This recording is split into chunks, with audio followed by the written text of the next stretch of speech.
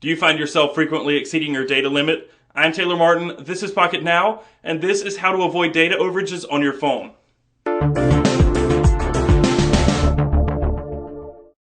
Just when everyone got used to having an unlimited amount of bits to consume with their smartphones each month, the two largest carriers in the US pulled the rug out from beneath us.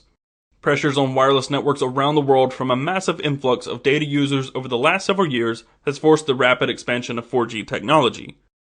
Those who were lucky enough to keep their grandfathered unlimited plans now get to enjoy the pleasures of LTE without limit. But for some, the introduction of LTE was bittersweet.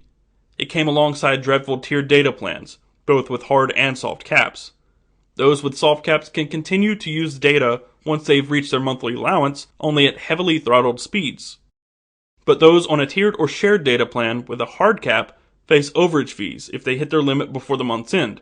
Fortunately, there are several ways to save your bits and avoid data overages.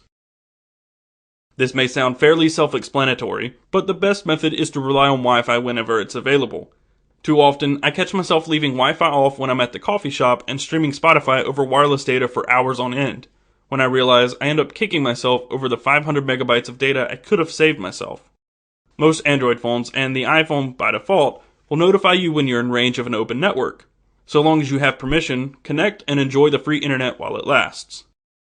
Of all the things we may download, applications and games can sometimes be the most taxing on our data allowance, chewing through hundreds of megabytes and sometimes several gigabytes at a time. For our sake, both Google and Apple have put safeguards in place to keep us from accidentally blowing through our data allowance by downloading a large file from Google Play or the App Store. On iOS, you can't download an application or update larger than 50 megabytes over 3G or 4G. You must connect to Wi-Fi before the download will begin. On Android, you're simply notified that you will be downloading a large file and prompted to use Wi-Fi. Also on Android, you have the option to automatically update applications, which is great considering developers are constantly pushing updates to the Play Store. It gets to be overwhelming updating all the applications manually all the time, but Google also added the option to automatically download updates over Wi-Fi only, a simple yet necessary feature.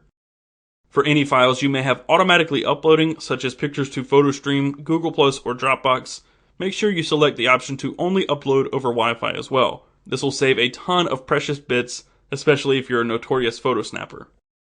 In terms of media, the cloud can be your best friend or a terrible enemy. Streaming media, while generally quite convenient, is a data hog. Just a few hours of streaming Spotify, Pandora, or even Google Music can eat up several hundred megabytes of data. Through some of those streaming services, however, you can download some of your favorite tracks to play locally. Spotify, for example, allows premium users to create and save playlists to their device for offline listening. Downloading these just one time, especially if you do it over Wi-Fi, can save you quite a bit of data. The same can be said of purchased music from Google Music or iTunes. This can usually be done with videos too. With YouTube on Android, you have the ability to preload your subscriptions and watch later videos while on Wi-Fi. Movies or television episodes you purchase from Google Play can be downloaded to your Android devices for offline viewing, or the same for television episodes and movies purchased from iTunes on your iDevices.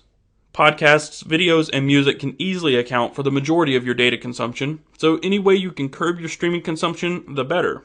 Or, of course, just rely on Wi-Fi when you can. If all else fails, you might want to consider upgrading your data plan to a larger one. Sure, that means your bill will cost more than it does now, but chances are, if you keep exceeding your cap, you can more than likely get more data for the same amount of money you pay for each overage. If you're going over your cap each time anyway, you might as well make the best of the extra money. So that's all we've got for you this time. If you liked the video, be sure to give it a thumbs up below and subscribe to the channel. You can also find us on your favorite social networks, Google+, Twitter, and Facebook at Pocket Now. I'm Taylor Martin, and I will see you next time.